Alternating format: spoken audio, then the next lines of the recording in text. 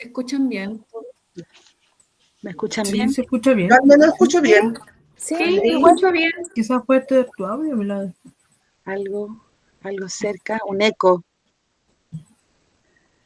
Soy yo y mi otra yo.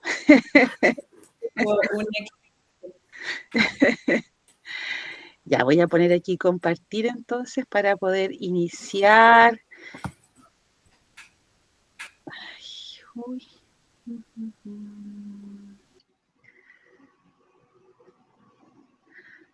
Espérame que estoy aquí. Ay, aquí pantalla completa. Aquí estoy.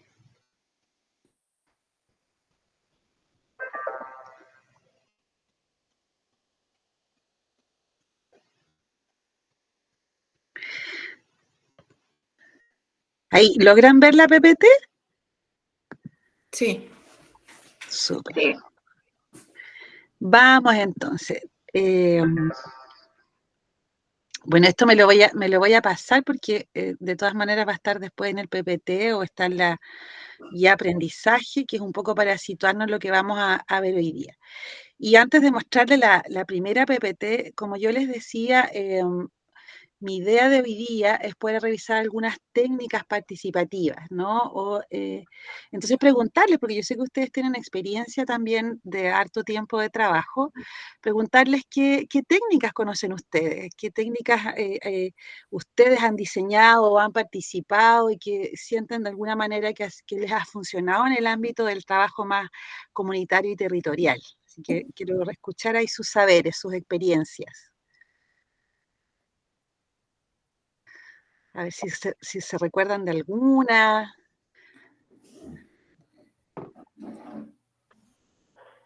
De alguna técnica participativa. Sebastián, adelante. No, José Ignacio dijo. A ver.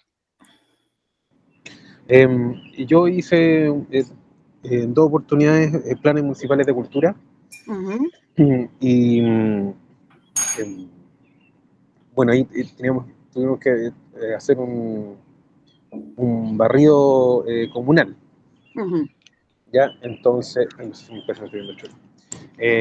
entonces ahí lo que nosotros, lo que diseñé fueron hacer una convocatoria comunal, ya sectorial. Uh-huh. Entonces, primero clasificamos a quienes iba ¿cómo se llama? A reunir.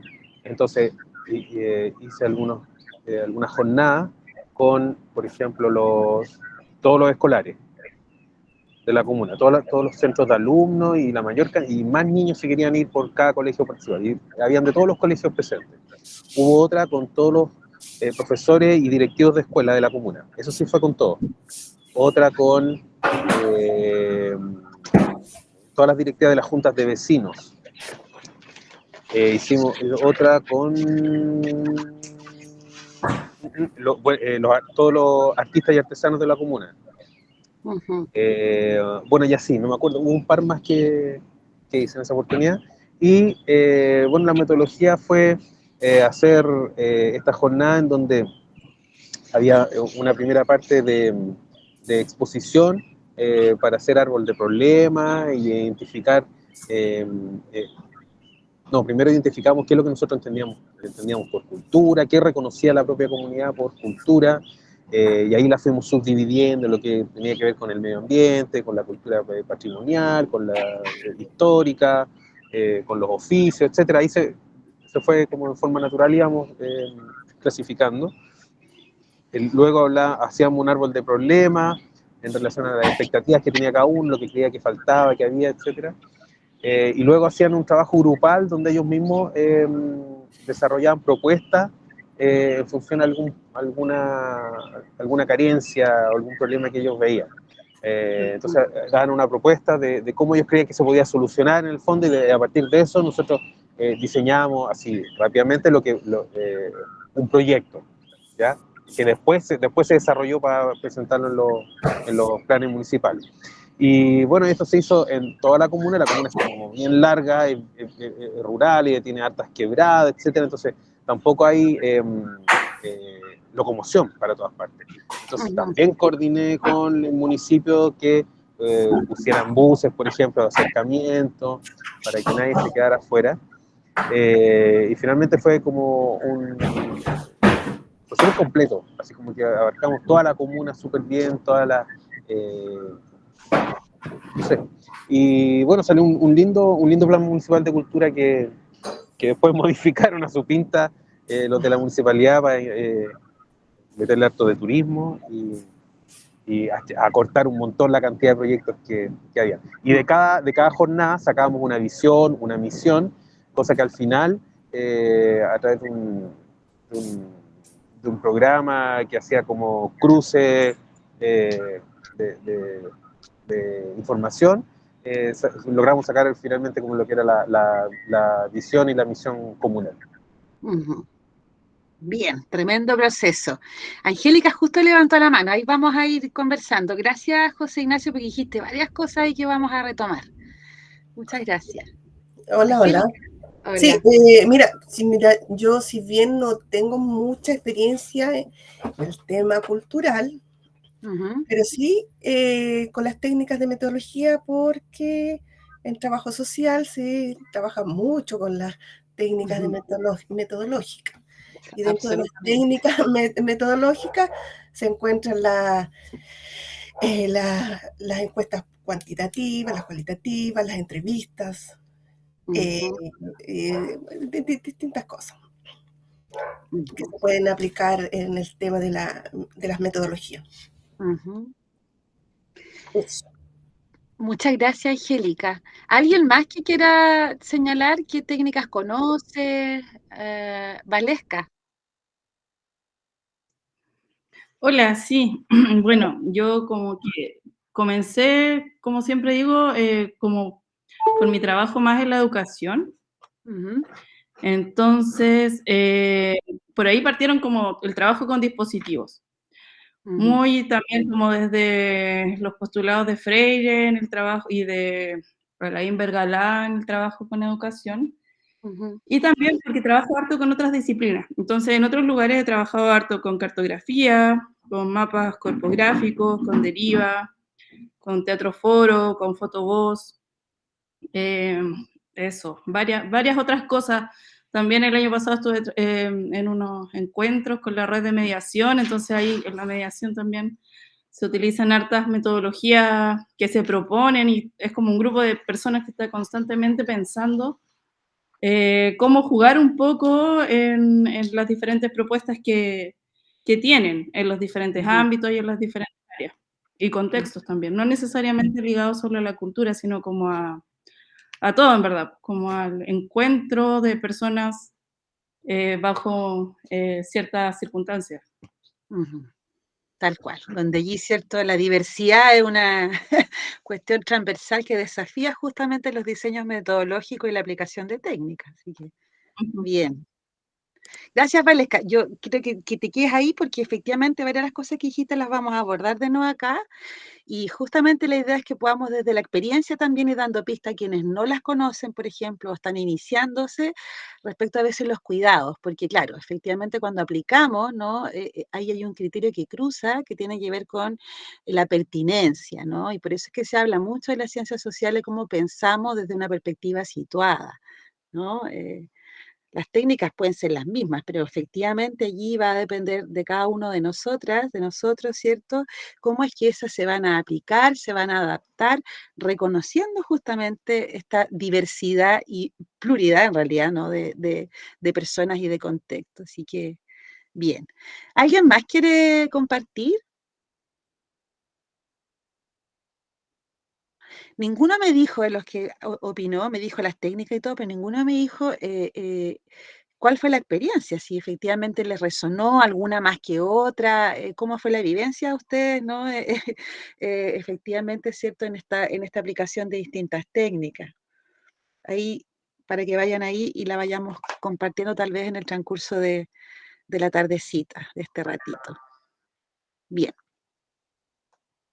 Entonces, ¿Avanzo yo, no?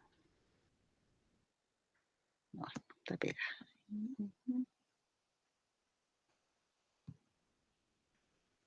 Ahí estoy. Ahí estoy entonces.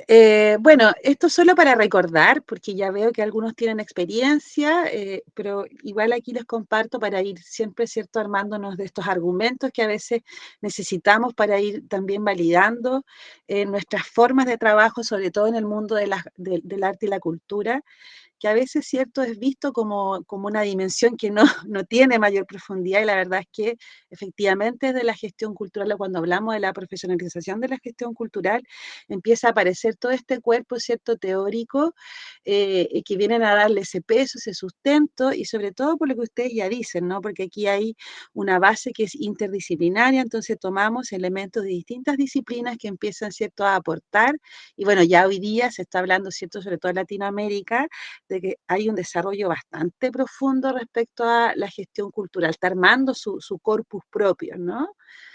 Bueno, y en ese contexto entonces, aquí para recordar, ¿qué vamos a entender como técnicas participativas? Y aquí decimos que surgen como herramientas educativas. Fíjense que ahí hay un elemento súper importante, porque en el fondo, ¿no?, las técnicas tienen de trasfondo esto que llamamos lo educativo. Y aquí, ¿cierto?, hay como enfoque, el enfoque socioeducativo, ¿no?, en el ámbito de lo social. Y entonces decimos que son herramientas educativas abiertas, provocadoras, ¿no?, de la participación. Entonces, es bien interesante porque en el fondo no es la técnica por la técnica, sino que finalmente, ¿cierto?, la vamos a entender aquí. Alguien dijo, creo que Valesca habló de dispositivo.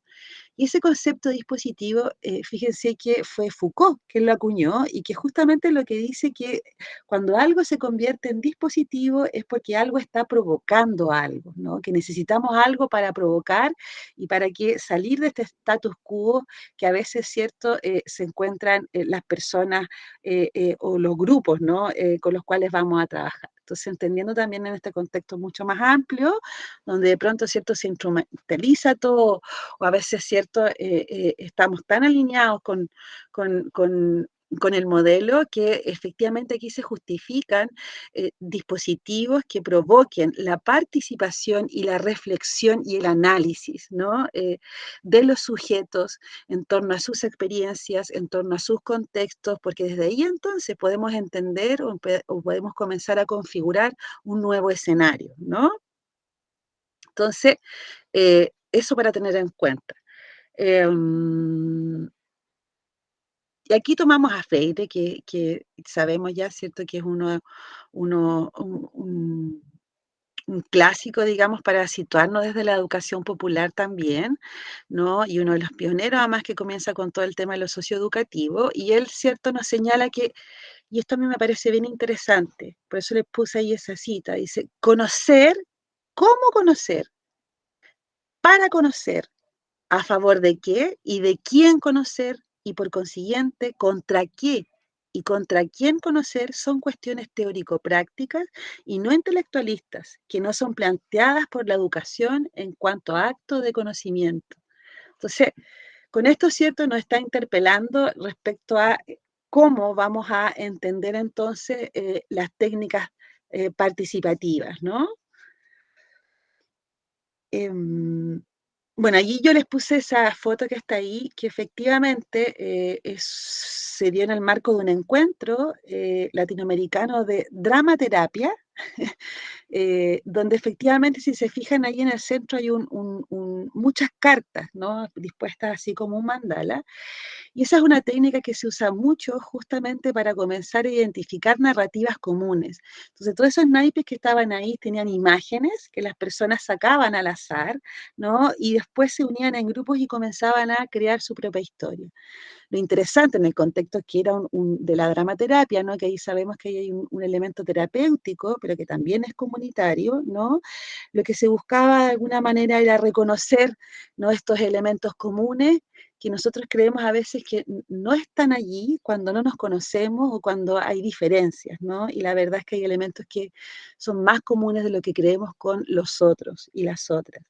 Y es bien interesante el tema de los naipes. Uno puede construir sus naipes, ¿no? De acuerdo a los temas que uno va a trabajar, o puedes tomar ya naipes, que hay un montón de naipes disponibles allí para poder trabajar en este sentido de cómo abordamos las subjetividades, cómo vamos identificando narrativas, cómo creamos nuevas narrativas, incluso considerando estos elementos, ¿cierto?, de simbólicos que a veces están concentrados en estos naipes. En el contexto educativo se usan muchísimo los naipes, no sé si ustedes los han trabajado o los han visto por allí o les llama la atención. La verdad es que desde mi experiencia son bien interesante incorporar, ¿no? Muchas veces cuando nosotros a veces aplicamos técnicas, pero no siempre hay disposición inmediata de conversar. A veces hay que usar algunos elementos que nos permitan justamente llevar a ese nivel, ¿no? Que nosotros queremos provocar. Ustedes como agentes culturales, ¿no? Igual como decía Paulo Freire a veces, ¿cierto? No solo estamos facilitando, sino que detrás de ese rol del facilitar, entender que igual vamos a provocar, ¿no? Yo recuerdo hace como, a ver, debe haber sido como unos 6 años atrás, en un encuentro en Santiago justamente sobre habitar, metodologías participativas para habitar. Se hablaba justamente del tema de volver a pensar el lugar de los facilitadores más bien como provocadores. Allí, no sé si conocen o han escuchado o han leído a Tomás Villasante, considerado en algún momento como también uno de los precursores de las metodologías participativas, sobre todo en el contexto latinoamericano. Él hablaba mucho de esto, del provocar, ¿no? Cómo provocamos, cómo entendemos, ¿no?, nuestro trabajo desde esta provocación, ¿no? Para salirnos también de esa inercia a veces que nos atrapa, sobre todo si trabajamos con algunos elementos de la planificación y logramos aquello, ¿no? Bien, adelante. Quería, si podías repetir el nombre del autor, Tomás Villa. Tomás Villasantes, ¿sí? Villa. Incluso tiene varios textos bien bonitos y también, no sé si han escuchado sobre CIMAS, que es una ONG que también lleva mucho tiempo y en un momento, sobre todo en los 2000 y algo, ellos proponían muchísimas metodologías participativas, bien interesantes. Tomás Villasante se llama. Gracias. Sí. Vamos entonces. Ahí estoy. Bien, entonces aquí yo sé que ustedes más de algunas conocen, solamente que aquí comenzamos, ¿cierto?, como a agruparlas de alguna manera para que empecemos a reconocer como tipos de técnicas participativas. Ustedes dijeron algunas ya, técnicas de dinámicas de grupo, ¿cierto?, que son las clásicas de la educación popular, donde efectivamente lo que se busca es eso, cómo dinamizamos, cómo movilizamos. Y aquí para nosotros, digamos, en el mundo del arte y la cultura, son súper interesantes porque además nos llevan a considerarnos en nuestra totalidad, con la corporalidad también. Entonces esto implica pensar en movimiento, en cómo el cuerpo, ¿no?, también allí interactúa, entendiendo que el cuerpo, ¿cierto?, es lo que nos permite esta capacidad de afectar y ser afectados también por un otro, por un entorno, ¿no? Y es el gran olvidado muchas veces, ¿cierto?, en el mundo del mundo científico, ¿no? E incluso en las ciencias sociales, digo yo, porque todavía estamos allí con algunos temas, ¿no? Y en este caso, las artes, las disciplinas artísticas nos llevan varias ventajas, ¿no? Yo me acuerdo en algún momento se discutía que efectivamente hay una ventaja muy fuerte respecto de las artes y las ciencias sociales cuando pensamos en cómo provocamos. Eh, ¿cuál ustedes, ¿Cuáles creen ustedes que sería esa diferencia, ¿no? Esa ventaja que podría tener alguna disciplina artística versus las ciencias sociales al momento de pensar en trabajar con grupos y comunidades? ¿Se les ocurre?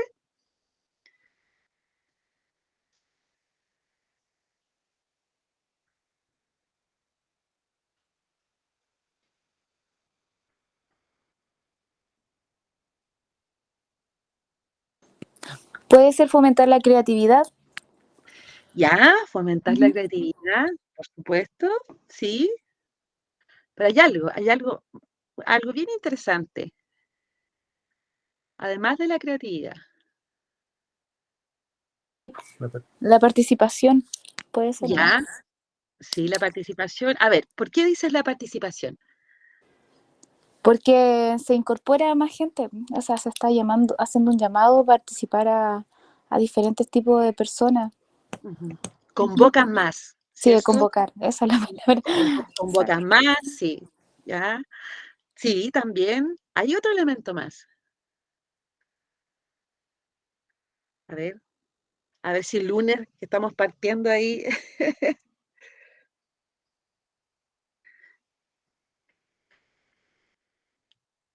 Fíjense que aquí hay un elemento bien interesante y que es bueno que ustedes lo consideren para que se sientan allí también con esa seguridad, con ese poder, ¿no? Para aquellos que están ahí en el mundo de las artes. Y que efectivamente, cuando hablamos de participación, cuando hablamos incluso de cómo generamos vínculo con los sujetos, con las comunidades con las cuales vamos a trabajar, en las ciencias sociales no es que no se logre, obviamente sí, pero cuando usamos o cuando incorporamos elementos de las artes, nos demoramos mucho menos. ¿Y saben por qué? Porque siempre se dice allí, me acuerdo también haber estado en varias discusiones de la Red de Arte y Transformación Social donde se hablaba de eso, y ahí por eso se justificaba también un trabajo más interdisciplinario, y es que el arte generalmente lo que hace es que hay que exponerse, y al exponerte entonces generas mucho más rápido esto que a veces se dice mucho, que es cómo se generan las confianzas, cómo logramos espacios en los que efectivamente la gente puede expresarse. Entonces, desde allí, efectivamente, el arte eso lo logra en mucho menos tiempo, ¿no? Y con otros elementos también que permitan generar espacios mucho más acogedores. No sé si ustedes resuenan con eso, ¿no? Adelante. Yo estaba pensando justamente que yo no tengo mucha experiencia en gestión, pero sí he trabajado comunitaria y participativamente. Yo pinto murales, entonces me tocó realizar un mural participativo para retratar a la mujer rural, a la mujer de campo, porque en el fondo ese era como el objetivo. Entonces la pregunta que se le planteó a mis vecinas, porque fue en mi comunidad, fue cómo se ven ellas, cómo se perciben ellas. Y bueno, igual fue un ejercicio práctico corto, porque el taller duró 2 horas, pero ellas tuvieron que hacer un collage. Y en ese collage ellas justamente lo mostraban al grupo y nos contaban cómo ellas se percibían y por qué habían escogido determinados elementos. Y claro que había muchos elementos que se repetían en los que ellas coincidían y terminamos, ¿cierto?, hablando temas como mucho más sensibles, profundos, y fue a través del arte, de la realización de este collage. Me pasó también con otro grupo de cuidadoras que también hice el mismo ejercicio, collage, y fue como que se genera confianza, intimidad, no sé, como que da para justamente lo que estás diciendo tú, como que se genera un ambiente más cálido, por decirlo de alguna manera. Igual los 2 grupos fueron solo mujeres. Igual eso también ya como, no sé, no quiero decir que es más fácil, pero se da como más rápido. Sí, tal cual ahí en la perspectiva de género, digamos, incide, pero también incide lo que tú dices, ¿no? Respecto a cómo la utilización de ciertos elementos permite que se genere un ambiente, una atmósfera. Y eso es porque tiene que ver con lo artístico, creativo, ¿no? Que te involucra, te lleva. Y fíjate que bueno que tú lo cuentas, porque efectivamente a veces cuando eso lo cruzamos con elementos de gestión, a veces desde la gestión, ¿no? Se le da, no se dimensionan los alcances que puede tener y con lo que dices tú, pues a veces se destina muy poco tiempo, ¿cierto? O no se le saca partido, provecho a la actividad en términos de la técnica y lo que provoca, ¿no? Entonces entender allí, ahora que ustedes están haciendo los cruces con la planificación, con la gestión, que los tiempos, porque se abren cosas, y la idea no es abrirlas por abrirlas, ¿no? Sino que efectivamente cuando abrimos algo, allí, ¿cómo abordamos eso? ¿Cómo eso, cierto, nos permite ir un poquito más allá y superar el tema de la técnica por la técnica o la actividad por la actividad, ¿no? Entonces ahí comenzar a valorar eso, ¿no? A veces yo siento que uno ve iniciativas donde hay muchísimas cosas y uno dice, bueno, pero ¿dónde está el proceso aquí? ¿No? Entendiendo justamente la potencia de cuando empezamos a considerar distintas técnicas que recogen lo expresivo creativo, ¿no? Entonces, bien interesante eso ahí, de comenzar a dimensionarlo, de comenzar también a valorar, ¿no? Lo que allí se provoca. ¿Mm? Bien, hablamos aquí, ¿cierto?, de técnicas de visualización también, que allí entra todo el tema de los mapas, que ya hace un buen rato, ¿cierto?, que se vienen utilizando, hay distintas maneras de entender los mapas, las cartografías, y no es que sean nuevas, ¿no? Vienen de hace mucho, mucho rato, pero siguen teniendo total vigencia. Hoy día ya hablamos de cartografías sociales críticas y una serie de otros elementos. Vamos a ver algunas aquí, porque siguen todavía, ¿cierto?, como les digo, siendo parte de interés de cómo incorporarlas, de cómo aprovechar su potencial, ¿no? También están aquí, ya decía una de ustedes recién, ¿cierto?, de las técnicas de alguna manera más clásicas que tienen que ver con las entrevistas, las encuestas, ¿no? Todo lo que tenga que ver con recoger a veces el mundo imaginario de las personas, los imaginarios de las personas, ¿no? Las percepciones, las representaciones, etcétera, que son más clásicas desde las ciencias sociales también. Y las técnicas de observación de campo, que también hoy día han venido ya a complejizarse un poco más, ¿no? Y ya hoy día encontramos allí matrices incluso, ¿no? Matrices para el análisis y matrices que también implican, en realidad todas estas técnicas también implican un doble desafío, porque a veces pensamos que solo nosotros, quienes estamos a cargo de provocar, de facilitar los procesos, son quienes los vamos a aplicar.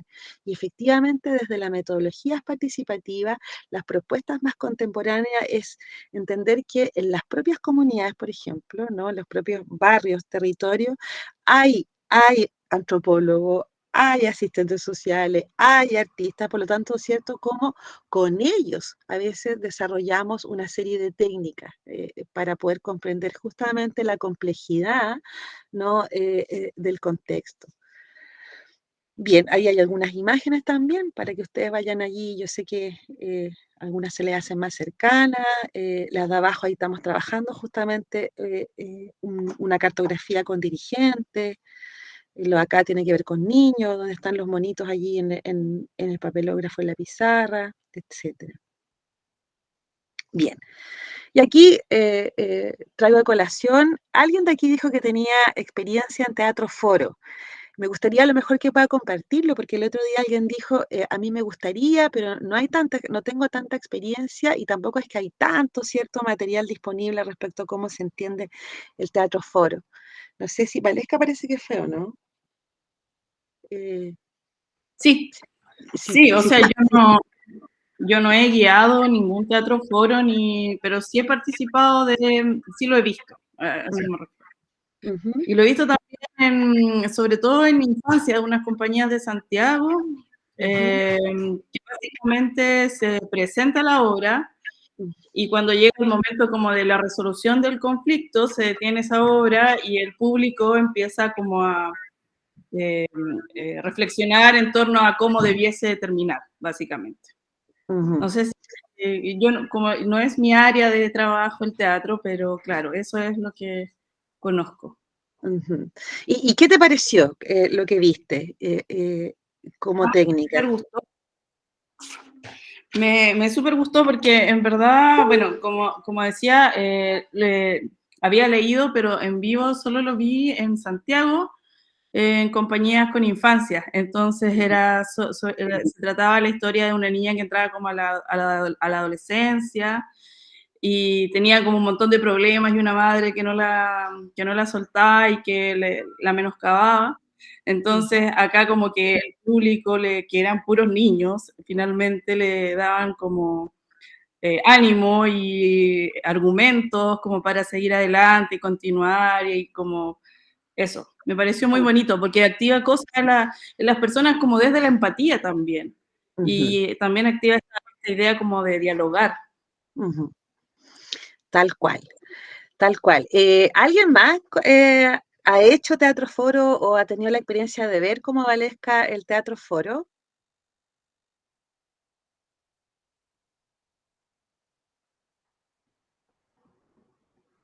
Yo por lo menos no.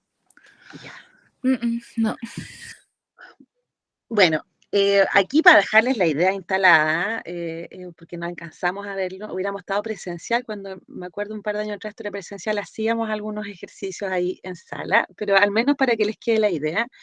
Y efectivamente, bueno, el teatro foro viene de toda esta propuesta de Boal, ¿no? Que tiene que ver, ¿cierto?, con el teatro del oprimido, donde efectivamente uno piensa estas técnicas frente a situaciones en donde hay oprimidos y opresores, ¿no? Donde efectivamente, ¿cierto?, hay imposición muchas veces de no solo de pensamiento, sino que también a veces, ¿cierto?, de actitudes, valores, etcétera. Entonces, lo que se busca es justamente quebrar eso, ¿no? En términos de cómo generamos conciencia, pero involucrando, ¿no? Aquí ya sabemos que el teatro imagen, el teatro foro sale de lo clásico, como se entendía el teatro, y lo que busca efectivamente es derribar esta cuarta pared, ¿no? Involucrar al público no como un espectador, sino como, ¿cierto?, parte de.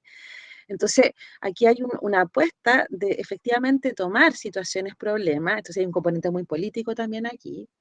De hecho, Boal tiene un texto, hay un libro en línea que tiene, por si a alguien le interesa ahí de profundizar más. Y efectivamente es que lo que se va a abordar puede ser, aquí yo tal vez aquí si hay algún actor se va a enojar conmigo, pero a veces, ¿cierto? Esto no necesariamente lo tiene que hacer alguien que sea actor, ni tienes que pensar en abordar toda una obra de teatro, ¿ya? Cuando lo llevamos o vamos a tomar este elemento para el ámbito más comunitario. A veces puede ser una escena de teatro, ¿ya? Una escena de teatro que justamente muestre el problema. Ahora, para construir esta escena tendríamos que haber tenido más claridad respecto a cómo fue el diagnóstico, ¿no? ¿Qué situaciones se están viviendo en ese momento? ¿Qué es lo que se quiere mostrar allí? ¿No? Entonces, efectivamente, no tiene para qué ser una obra de teatro completa, ¿no? Ni tampoco los actores tienen que ser profesionales. Cuando lo trabajamos en el sentido, digamos, de una técnica de dinámica de grupo, que vamos a trabajar con grupos más pequeños, no con audiencias masivas, porque lo que queremos justamente es eso, ¿no? Que se genere una reflexión, pero una reflexión que nos lleve a la acción. Entonces, con el teatro foro yo puedo tomar una escena, vuelvo a decir, donde se muestra una situación y la escena no muestra la solución, sino que efectivamente, ¿cierto? Cuando viene la solución es donde se involucra al público y se empieza a preguntar allí, bueno, ¿qué se harían? ¿Cómo resolverían esa situación? ¿No? Y como el teatro siempre provoca esta cosa, ¿cierto?, trabajar con universos más simbólicos, más oníricos, ¿no? No es real, entre comillas, ¿no? Efectivamente involucra rápidamente a las personas a comenzar a plantear, ¿no? Soluciones, ¿no? Y empieza allí a aparecer todo este universo de significados, de sentido, que resulta muy rico para el trabajo que se quiere estar realizando, ¿no?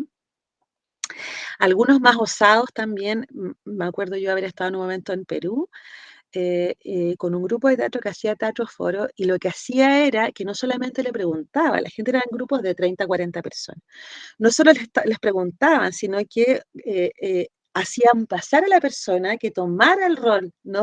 de uno de los actores, ¿no? Y actuara lo que le iba a decir. O incluso que cambiara, ¿no? A veces cómo estaba ordenada la escenografía, los elementos que habían ahí en disposición de la escena, ¿no? Entonces lo que se quería era involucrar a las personas directamente.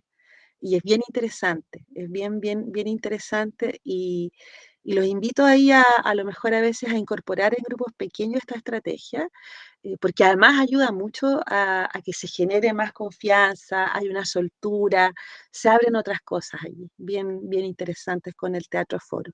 Y el teatro imagen es bien similar, pero es un poco más, ¿cierto?, arriesgado en términos de que lo que buscamos son esos, de generar imágenes a propósito de alguna situación, de algún concepto de algo, y ahí nuevamente involucramos a las personas, ¿cierto?, en función de esa imagen, ¿no? De provocarlos, de activarles allí los significados, los imaginarios, y a veces bien potente, porque ahí aparecen prejuicios, estereotipos, ¿no? Una serie de elementos que son interesantes de recoger, ¿no? Sobre todo cuando estamos pensando cómo desde la gestión cultural gatillamos procesos, ¿cierto?, de transformación, ¿no?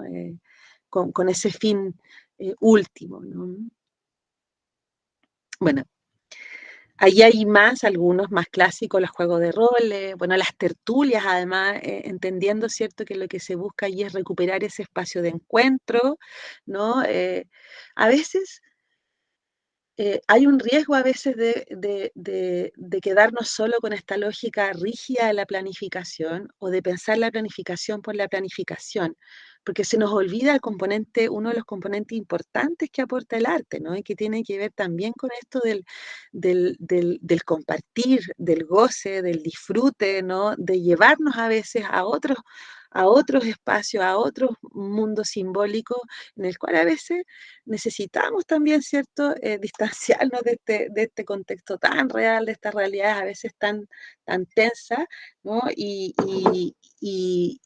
permitirnos, ¿cierto?, levantar la mirada, a veces sacarnos el mal día, etcétera. Entonces también allí vuelvo a decir, nunca olvidar que la planificación no es un fin en sí misma, ¿no? Y menos si estamos pensando en las metodologías participativas. Entonces, por eso pensamos en que en este tipo de técnicas, cómo nos pueden ayudar, ¿no? No solo a abordar situaciones, sino, ¿cierto?, de todas maneras, a involucrar a las personas, a llevarlos a otras experiencias que no son a veces las cotidianas también, ¿no?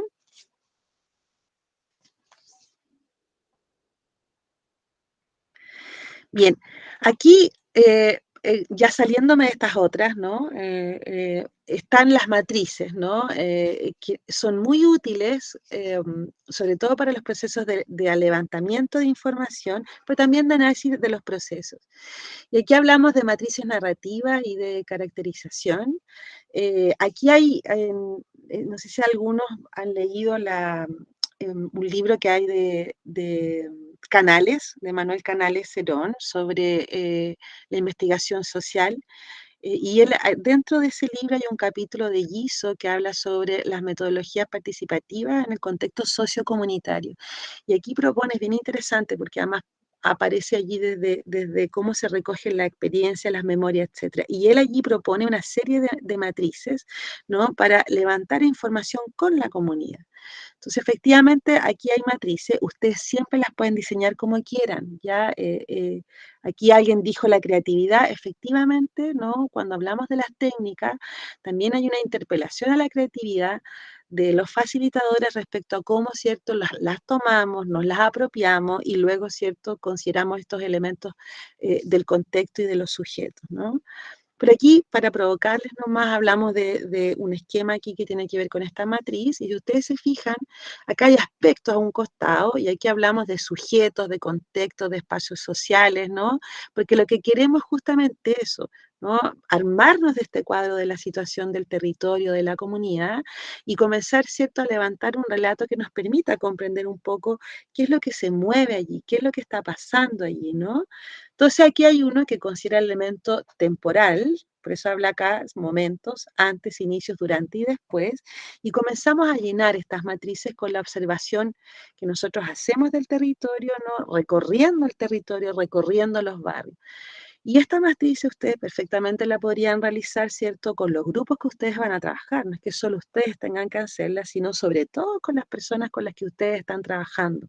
Yo veía ahí algunos de los proyectos que ustedes presentaban la vez anterior, me acuerdo que había uno sobre memoria, otro en el ámbito educativo. Bueno, que sean los propios jóvenes, que sean las propias personas del barrio que puedan, ¿cierto?, hacer recorridos para poder ir haciendo estas matrices, desde allí identificando o desnaturalizando a veces cosas que por la rutina, ¿no?, porque es tan común este espacio, dejamos a veces de ver, ¿no? Entonces, si pensáramos esta matriz, por ejemplo, situada en un barrio, podríamos plantear aquí, bueno, sujetos, ¿no? Y ¿quiénes son? ¿Quiénes son? ¿Quiénes eran antes? Al inicio que partió tal cosa, etcétera, cuántos son, el contexto, qué sucede, qué tensiones, conflictos, etcétera, ¿no? Los espacios sociales, ¿dónde se sitúan los espacios sociales, los espacios de socialización, ¿no? Entonces, podemos aquí considerar todos los aspectos que nosotros queramos y que nos puedan ser útiles, ¿cierto?, para las iniciativas que estamos trabajando, ¿no? No sé si les va quedando allí o les va inspirando, dejando alguna claridad respecto a cómo ir abordando hasta ahora aquí lo que les he ido presentando como técnicas. Sí, está súper bien, está súper claro. Ya. Ahí les van a quedar de todas maneras en la PPT. Y me voy a parar un poco porque si no, no quiero, ¿cómo se llama? Pasarme de la hora porque sé que estamos todos ya al fin del año.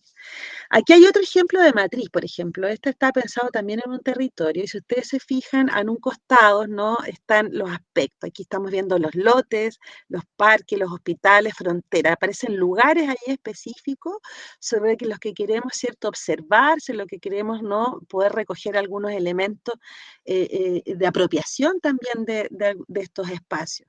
Entonces, si ustedes se fijan hacia el lado, en vez de haber una temporalidad, no aparecen estos otros criterios, los sujetos, las acciones, las características, y fíjense en la última, las sensaciones, ¿no?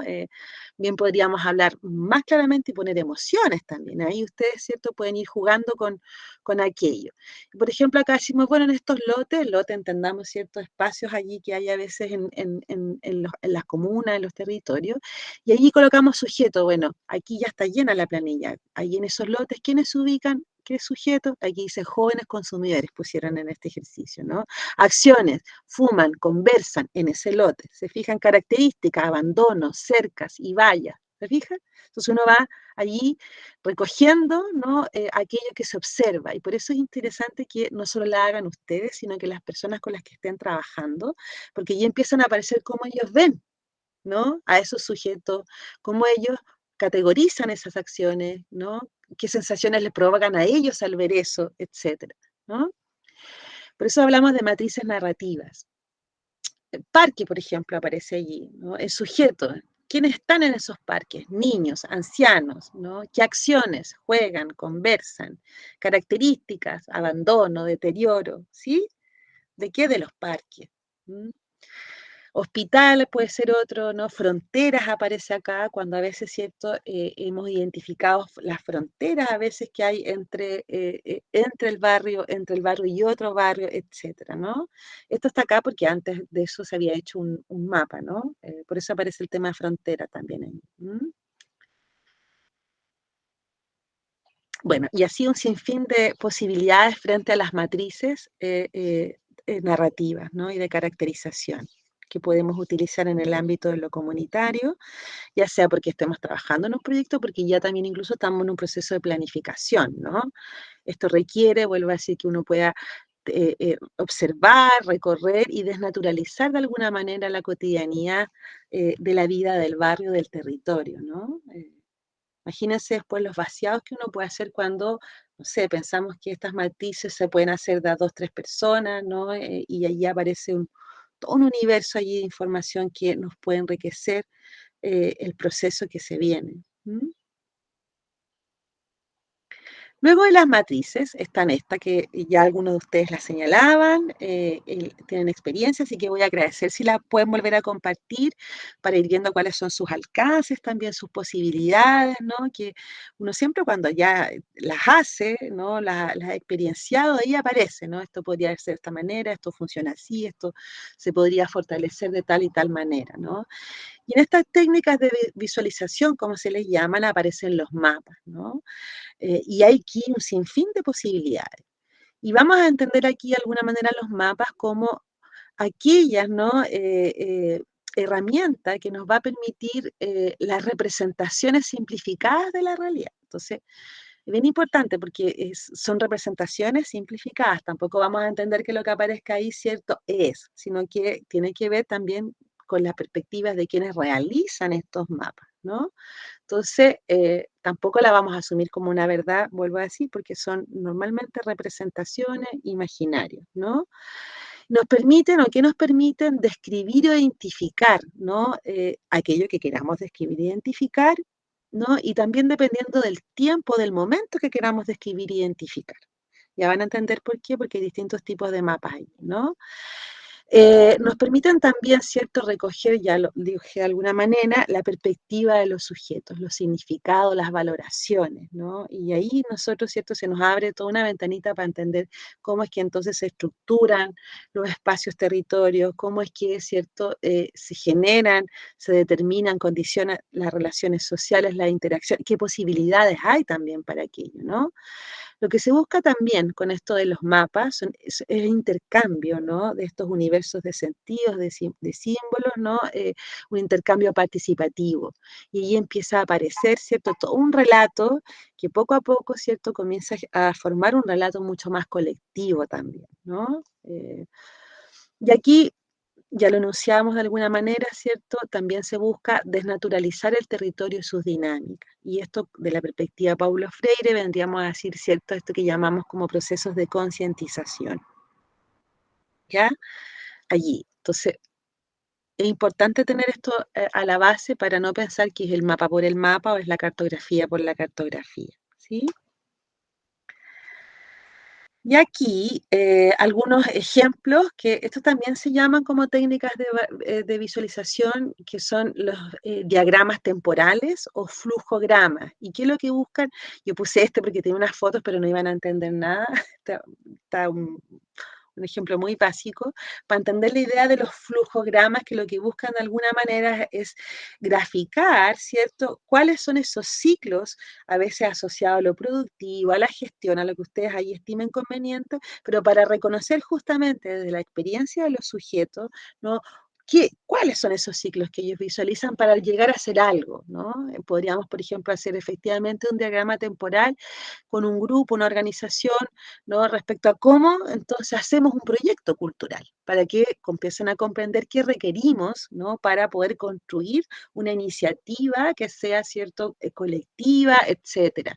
O, por ejemplo, alguien aquí hablaba el otro día que le interesaba trabajar con artesanas, no me acuerdo si era de cestería, parece que era cestería. Podríamos hacer perfectamente con ella, bueno, ¿cuál es el ciclo de una artesana que se dedica a la cestería en términos de qué es lo primero que hace, cómo obtiene la materia prima, cuál es el ciclo de creación, de elaboración, de producción, etcétera, hasta que ese producto, ¿cierto?, es llevado a alguna exposición, a alguna feria, a distintas plataformas de a lo mejor de comercialización de ese producto. Y es interesante porque aquí empezamos con estos diagramas, ¿no?, a visualizar y a visibilizar todo lo que implica a veces la elaboración de una cosa, ¿no?, que no siempre se ve el trasfondo, ¿no?, de todo lo que implica del tiempo, la movilización de recursos, incluso de las interacciones que tiene que hacer con distintas personas, distintos agentes para poder, vuelvo a decir, a veces hacer una artesanía puntual. Y a veces este ejercicio también nos permite que los propios artesanos valoren todo el trabajo que realizan para algo, ¿no? Todas las etapas que implican. Entonces son muy útiles también, ¿no?, cuando pensamos a la hora de querer hacer conciencia, tomar conciencia respecto a cada uno de los momentos que se requiere para lograr algo. Sigo, ustedes me dicen si de pronto quieren que explique algo más o que no está tan claro, me dicen, ¿no? Si no, yo continúo. Ahí vamos. Este que es un clásico, que es el mapa parlante. ¿Lo han escuchado antes o no? Yo no. No, no. Este mapa parlante. No, me dicen. Qué animoso el no. El mapa parlante, que es un clásico, es como su nombre lo dice. Consiste en dibujar un mapa de algo. Por ejemplo, en este caso que están acá, están con estudiantes, un grupo de estudiantes de trabajo social, y lo que están dibujando ellos ahí, fíjense, es el mapa del campus de la universidad, ¿ya? Y es bien interesante porque a través de esta gráfica, ¿no?, de esta representación del campus, ¿cierto?, lo que busca no es que dibujen el campus como es el campus, sino además, ¿cierto?, cómo ellos se lo representan, cómo ellos se lo apropian, ¿no? Pero además, en eso comienzan a conversar, ¿no? Y comienza, por eso es que se llama mapa parlante, porque lo que busca es que las personas conversen en función de ese territorio y de esas formas de habitar el territorio.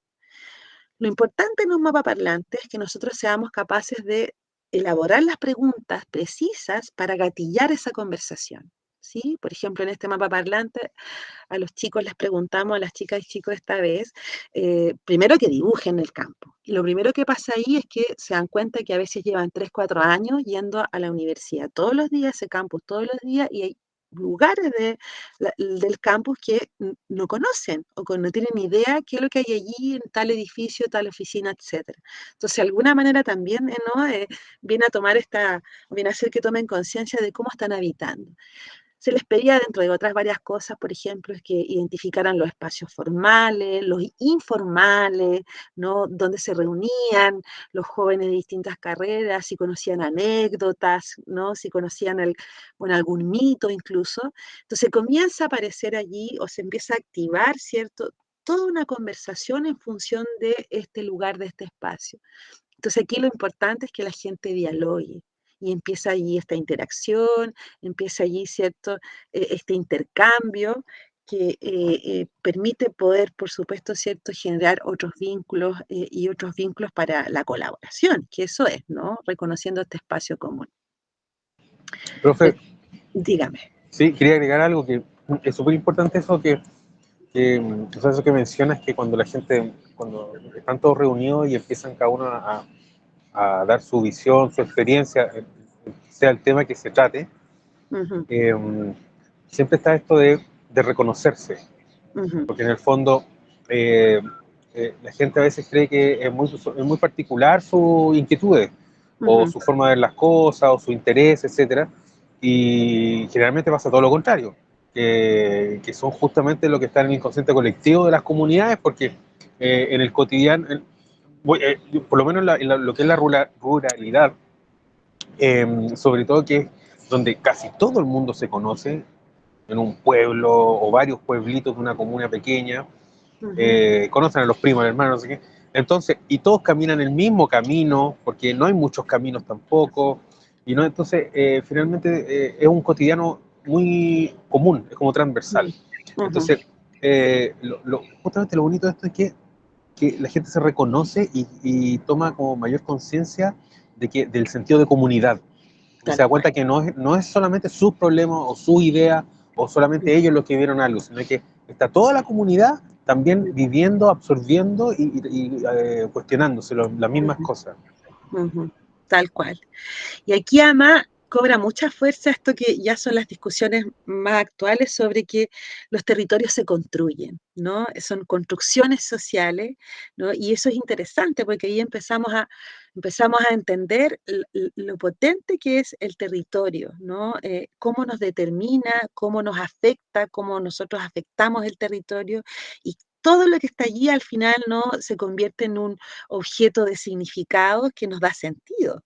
Y nos da esta pertenencia que efectivamente, ¿cierto?, en tiempos tan globales, de tanta información a veces, ¿cierto?, extrañamos. Entonces, bien interesante entender eso allí, ¿no? Hay otra manera de valorar nuevamente el territorio, ¿no? Entonces, permite eso. Yo cada vez que hago esto con los estudiantes, después lo único que quieren es salir de la sala e ir a recorrer la universidad. Y ahí se han dado cuenta a veces que no necesariamente por ir a la universidad es que se han apropiado de ese espacio o lo han hecho suyo, ¿no? Entonces, cambia. Allí hay un desplazamiento bien interesante cuando uno hace este tipo de ejercicio con los grupos, con las comunidades, ¿no? Yo recuerdo, no tengo el video a mano, pero a ver si alcanzo a mostrarles otro. Un par de años atrás, yo estuve trabajando cerca de Ovalle, no sé si hay alguien de por ahí, en una comunidad rural que se llama Balcones, que la Panamericana lo cruza de lado a lado, está un poco antes de llegar a Ovalle, esta comunidad de Halcones. Y trabajamos ahí justamente con teatro comunitario y nos juntábamos en la sede 2 veces por semana, era una investigación-acción. Y lo primero que hicimos fue justamente un mapa, ¿no?, para reconocer halcones, ¿no? Y entre las personas que iban allí, que era un grupo de 25, 26 personas, comenzamos. Y fue tanto que al final lo que decidimos hacer en colaboración con el diseñador teatral del equipo es que finalmente hicimos una gran tela que estuvo pegada a los 4 meses de trabajo en la sede social de Halcone, y abajo había, ¿no?, materiales de pintura, etcétera, y siempre se dejaba un espacio después que hacíamos los talleres de trabajo para que las personas fueran a ver el mapa.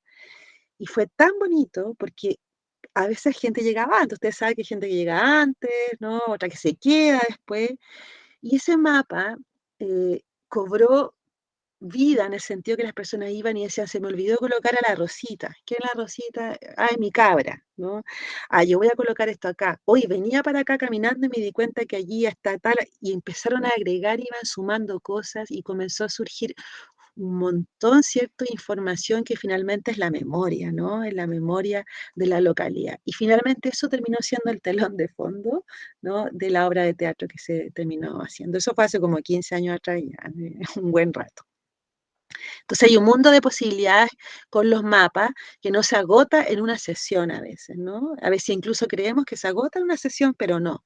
Se puede hacer en distintos momentos, se puede pensar en un proceso, pero es una herramienta que lo que busca es eso, ¿no?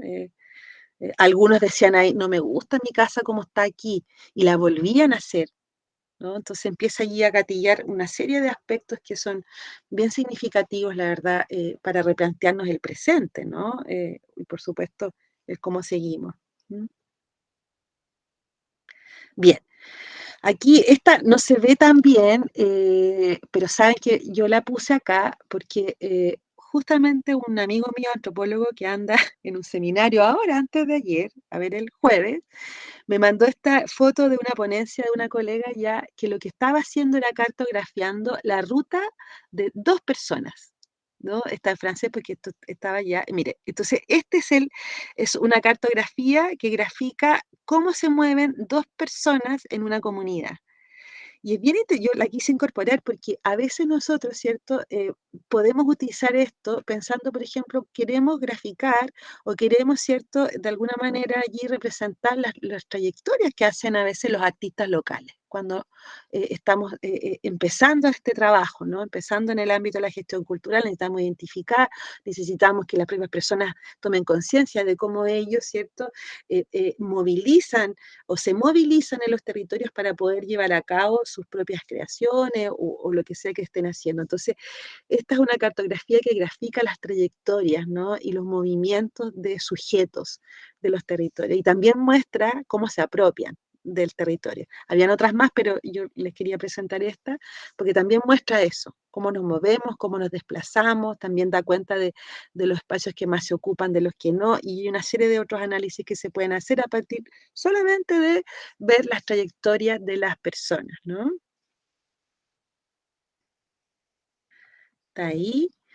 Y aquí ya la cartografía social, que cuando hablamos de cartografía social superamos un poco la lógica del mapa nomás, sobre todo con los planteamientos que hay hoy día respecto a la cartografía social crítica, ¿no? Y ahí es porque hablamos de crítico, porque efectivamente, ¿cierto? Lo que decimos es que tiene que estar al servicio como instrumento de la ciudadanía, ¿no? Y esto significa entonces entender que son herramientas que nos permiten de alguna manera trabajar con aquellos grupos que se consideran como subordinados, subalternizados, para desneutralizar justamente esas situaciones, visibilizar conflictos, denunciar situaciones injustas, generar cambios. Por eso es que se habla de la cartografía social crítica, porque tiene ese objetivo, no es solo describir, ¿no? No es solamente la cartografía que se ha usado muchas veces, lo que se critica también, sobre todo en el ámbito de la geografía, es que las cartografías a veces son solo para describir, para identificar, y eso a veces puede ser incluso, ¿cierto?, tomado por agentes externos como un instrumento para apropiarse de lugares, ¿no? Estamos hablando aquí a veces de las transnacionales, etcétera.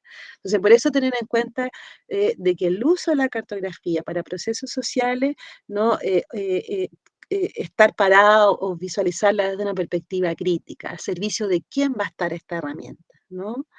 Porque es información importante la que se levanta con eso, ¿sí? Incluso ustedes pueden decidir qué tanto de esa información se considera a veces, ¿cierto?, en los instrumentos de planificación, porque volvemos a decir, nunca olvidar ahí cuál es el lugar de ustedes allí, ¿Para qué? ¿Para quiénes ustedes están trabajando finalmente, ¿no? Ahí, por eso partíamos de este modo haciendo esta reflexión de lo ético y político, ¿no? Porque eso está de fondo con estas propuestas. ¿Qué es lo que se espera con la cartografía social de alguna manera en términos de la información que se levanta allí? Es que nos permita conducir hacia procesos de intervención, ¿no? De intervención en este caso en el ámbito de la gestión cultural, ¿no? Que nos permita orientar, que nos oriente, ¿no?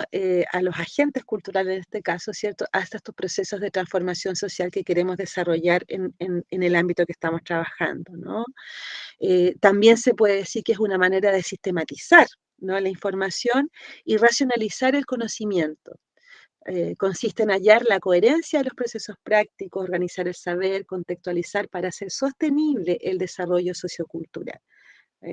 Por eso se considera que son herramientas que son bien potentes, la verdad, ¿no? Cuando uno comienza allí a comprender las posibilidades, se da cuenta de que en realidad da para harto, ¿no? También permiten visualizar el poder transformador de cada agente social, o sea, de cada persona. Cuando consideramos a los sujetos como agentes, estamos diciendo que inciden, ¿no? Que tienen esa capacidad de generar cambios, desplazamientos. Entonces, aquí decimos que cada agente social en construir territorialidad, ¿no? Entendiendo que territorialidad es cuando nosotros, ¿cierto?, ya nos apropiamos de cierto espacio. Entendemos que en la comunidad, en el territorio, ¿cierto?, hay distintas maneras de apropiarse de ese espacio-territorio. Hay juegos de poder ahí. Entonces, la cartografía social a veces también nos permite allí ver, bueno, cómo es que se está cada grupo, cada sector, ¿cierto?, apropiando, desplegando distintas estrategias, ¿cierto?, las cuales decir, aquí estamos, aquí existimos, ¿no? Y no hay una idea homogénea de entender ese espacio-territorio. También hablamos acá de ganar comprensión de las relaciones más allá de los límites político-administrativos. Eso yo creo que es bien básico, lo sabemos, ¿cierto? Que una cosa son los límites político-administrativos y otras cosas los que las personas no consideran que son esos límites, ¿no? Y cómo se tensionan también. Entonces, bien interesante, porque a veces yo he visto en algunos talleres que se llevan los mapas impresos, ¿no? Como ahora hay tanta herramienta de internet, llevan al tiro, ¿cierto?, el mapa ahí listo del barrio, el territorio, y muchas veces eso, ¿cierto?, son completamente distorsionados por los sujetos, diciendo, bueno, aquí está el límite, pero para nosotros esto no es. Los que están allí son parte de acá, entonces empieza allí a desdibujarte esta idea que se impone muchas veces de la perspectiva político-administrativa sobre cómo se ordenan los territorios. Por eso es que también hoy día ya cada vez también hay más énfasis en cómo entender justamente los planes de ordenamiento territorial considerando la voz de los sujetos. Ahí hay tensiones, ¿no? Ahorita. Bueno, justamente en la foto que hay ahí llevaron mapas ya listos. Entonces las personas sobre esos mapas comenzaban a identificar elementos que se les estaban pidiendo allí. Entonces ahí empezamos a darnos cuenta que no siempre hay coincidencia, ¿no? Y aquí, dentro de las propuestas de la cartografía social crítica, se dice que para hacer una gran cartografía se requieren varios mapas. Entonces eso también es interesante porque, vuelvo a decir, aquí ya no es el mapa por el mapa, sino que entendemos que hay un proceso, que la cartografía social es un proceso que se debe construir y que compone distintos mapas, ¿ya? Y esto también es interesante, sobre todo para ustedes si consideran que les puede aportar a los proyectos que ustedes están haciendo, considerar los procesos, ¿no? Más que el mapa por el mapa. Entonces aquí se proponen al menos, ¿cierto?, estos tres tipos de mapas para poder construir una cartografía social mucho más amplia. Y aquí no sé si los habrán escuchado, si alguien lo ha escuchado, los conoce, a lo mejor puede compartir allí. Entonces se reconoce que en una cartografía social, ¿no?, hay tres mapas. Uno es el mapa del pasado, los mapas del presente y los mapas del futuro. Imagínense. No sé si lo habían escuchado, quería antes que lo lean ahí de qué se trata. ¿Qué les pasa cuando escuchan esto de mapa del pasado, mapa del presente, mapa del futuro? ¿Qué creen que nos puede aportar, de qué nos puede servir, por ejemplo, pensar en estos tres mapas en el contexto de la cartografía? Adelante. Nosotras, por ejemplo, con mi grupo, que habíamos hecho este proyecto en Valparaíso, que era con la gente joven y los adultos mayores, una de las primeras ideas fue, de hecho, hacer un mapa como del barrio, recorrer el barrio, hacer observación del barrio, qué memorias traía, no sé, pues para cada persona, algún rincón en específico, un lugar. O sea, que para los artistas eso es tan básico porque todo rememora, todo es un símbolo específico para las personas. Y ahí ahí vimos que también se abría una ventana enorme porque está como lo que dices tú, el mapa del pasado, porque las memorias de antes, lo de ahora, los recuerdos que tienen más vívidos del presente y qué quieren recordar o qué quieren ver a futuro. O sea, se planteaban 3 temporalidades en una al final, pues cómo querían ver su barrio, cómo se imaginaban que su plaza fuese en el futuro o les gustaría que fuese, no sé. Se abre esa ventana súper rápido si simplemente se hace el ejercicio de ir a observar. Tal cual. ¿Y de qué creen de qué nos sirve hacer eso? A ver, ¿de qué nos sirve hacer este mapas del pasado, del presente y del futuro? Por cierto, se nos abren cosas, sí, ya, pero ¿para qué queremos abrir esas cosas? ¿Qué nos Yo permite? creo que es para identificar también lo que está arraigado en la propia comunidad, ¿cierto? Como decir, bueno, esto es parte de nuestra historia, porque aparece en nuestro mapa pasado, aparece en nuestro mapa presente, Es y como probablemente, reconocer. claro, reconocer, entonces, y probablemente muchos de esos lugares comunes tengan alguna expectativa hacia el futuro, y ahí va a depender de quiénes sean los que estén visualizando este mapa futuro, es para dónde va a tirar. Ahora, obviamente, me imagino, ¿cierto?, que las miradas no sé, pues de la gente mayor siempre va a ser va a ser distinta a lo que de repente la propia gente más joven pueda querer, porque en el fondo el mapa futuro es para la juventud, para los niños, ¿cierto? Hay otra mirada. Entonces ahí estaría bueno también como qué es lo que es como, es que en el fondo es como funciona una familia. Porque los abuelos van a querer algo para sus nietos, los papás otro, y los nietos van a querer otra cosa distinta. Adelante, Milade. Hola, sí, a mí me hace mucho sentido esta clasificación, porque acá en Calera de Tango, en la época colonial, se instauraron fondos por la repartición de tierra y hay muchas iglesias que están dentro de recintos privados y que antiguamente toda la vida de la comuna era en torno a esas iglesias y a esos fondos, que en el fondo la iglesia era como el asistente social de la época, que era como un ente de comunicación entre los trabajadores y los dueños. Y claro, nosotros estábamos haciendo un proyecto de la ruta de las iglesias justamente por la importancia que tiene acá y hablamos con mucha gente y ahí claramente se clasifica lo que dice José, la experiencia que tuvieron los abuelos, que es diferente a la que tuvieron los hijos, que es diferente a la que tienen los nietos y que quizás los nietos hoy ni siquiera conocen esas iglesias. Entonces, claro, hay un patrimonio ahí que es muy potente para la comuna. Eso. Tal cual. Muchas gracias. Sí, pues estos mapas lo que nos permiten de alguna manera, ¿cierto?, es acercarnos a la memoria, ¿no? A la memoria social y nos permite de alguna manera, como decían ustedes, ir identificando qué elementos las propias personas no reconocen, ¿no? Como parte de la historia, pero cuáles no también.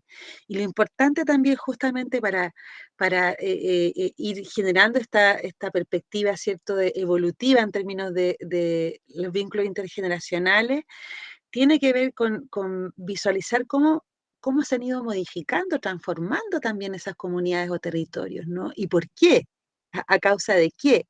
¿No? Y a partir de ahí, bueno, plantearnos, porque yo creo que el futuro no es solo para los jóvenes, yo creo que justamente es cómo, ¿cierto?, a partir de la perspectiva de la comunidad se va generando una narrativa distinta que efectivamente, ¿cierto?, represente, po.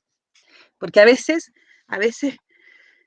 cometemos los errores, ¿cierto? Que cuando son otros, ¿no? De identificar ciertos elementos, considerando que son parte de ese patrimonio y a veces no necesariamente, ¿cierto? Tiene que ver con la historia o la memoria más bien. Entonces, es bien interesante trabajar esta perspectiva de las cartografías a través de estos 3 mapas, ¿no? Y aquí ahora sí se los voy a, por ejemplo, los mapas del pasado. Cuando abordamos los mapas del pasado, allí decimos que es la configuración de este mapa histórico es importante para conocer los cambios que ha tenido el contexto y para rescatar la memoria colectiva de sus habitantes, ¿sí? O sea, cómo se ha vivido allí, entendiendo que aquí no hay una verdad, ¿no? Aquí cuando hablamos, nos posicionamos de la lógica de la memoria, y aquí tal vez me voy a la clase el viernes cuando hablamos de las herramientas teóricas, si vamos a abordar la memoria colectiva tenemos que entender que estamos entendiendo, que cómo nosotros vamos a posicionarnos desde este concepto de la memoria colectiva, ¿no? Aquí hay todo un debate bien, bien rico, la verdad, en relación a la memoria colectiva. Bueno, este ejercicio del mapa del pasado nos permite reconocer el territorio, el cual se ha habitado, ¿no? Ha luchado por él y por lo tanto les pertenece. O sea, ¿cómo es que, ¿no? Ese barrio llegó a ser lo que es? ¿Cómo es que esa comunidad llegó a ser? ¿Qué procesos sociales se vivieron allí, ¿no? Entonces, es bien interesante eso allí con los mapas del pasado de poder recogerlo, porque como decían ustedes, a veces, ¿no? Los más jóvenes, las generaciones actuales, o quienes llegan a veces a habitar hoy día a propósito de las movilidades que hay en los distintos territorios, se desconoce, ¿no? Se desconoce. Y eso implica a veces importantes fisuras. Después tenemos los mapas del presente, ¿no? ¿Qué es lo que nos permite? Bueno, eso, mirar la situación actual con la calidad, ¿no? ¿Qué está pasando ahora? Contrastándolo con el anterior, o sea, con el mapa del pasado, podemos darnos cuenta de la evolución de la comunidad, ¿no?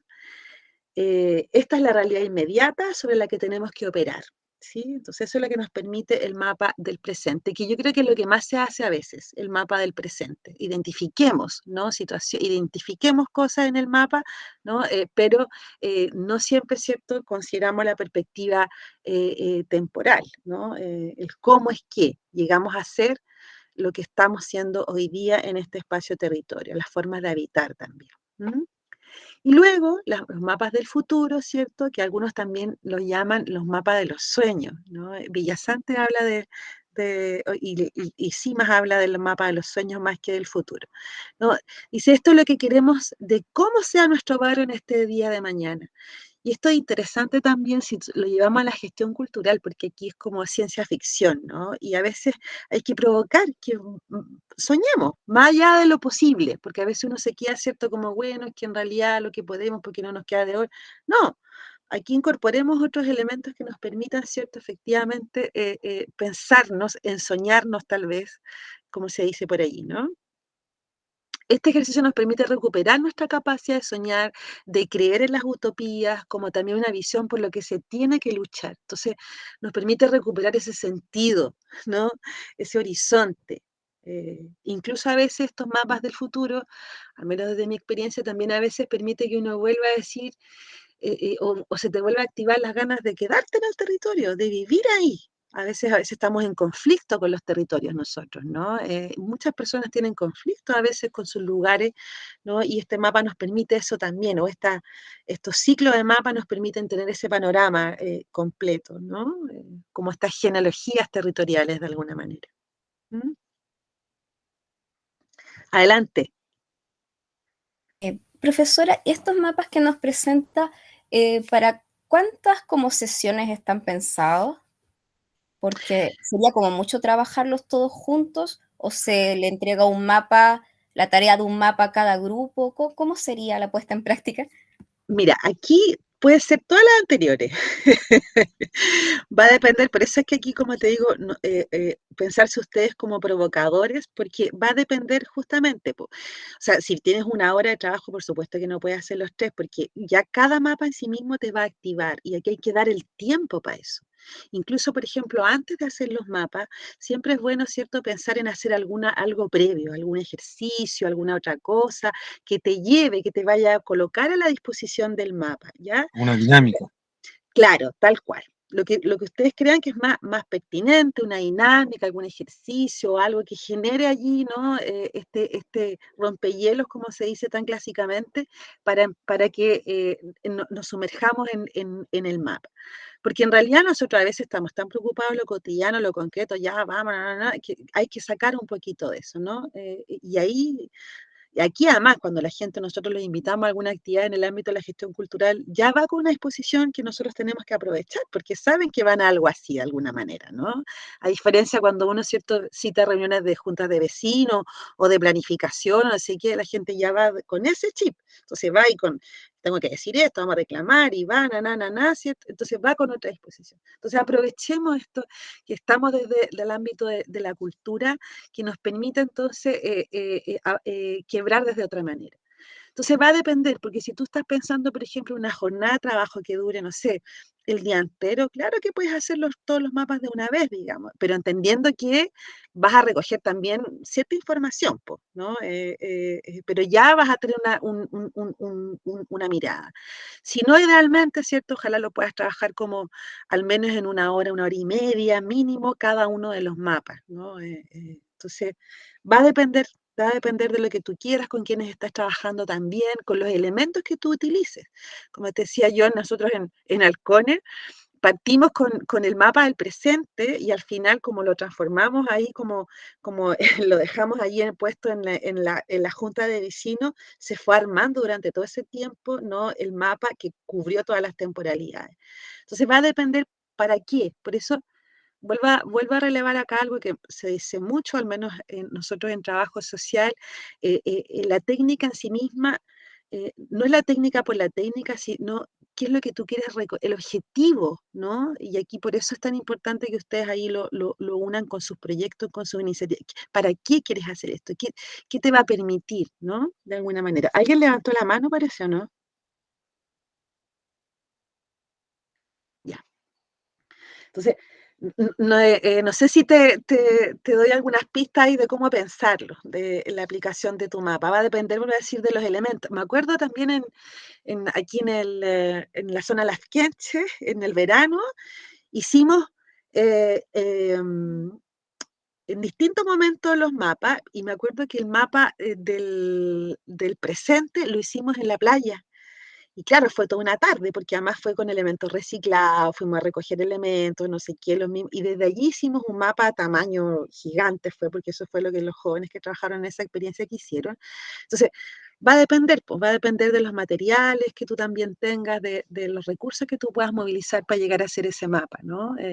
Algunos también lo que han hecho es pedir, por ejemplo, a la gente, como se va a trabajar como proceso, que traigan algún elemento, fotografía, y a partir de eso después vamos armando también estos mapas. Entonces las posibilidades son infinitas, la verdad. Si lo importante es saber para qué lo quieres hacer, ¿no? Por ejemplo, yo me acordaba del proyecto de las chicas de Valparaíso, que en un momento decían como está súper sucio Valparaíso ahora. Bueno, ahí vale la pena esto, de ver cómo era antes, en qué momento se ensució tanto. Entonces, te fijas, ahí te va a servir.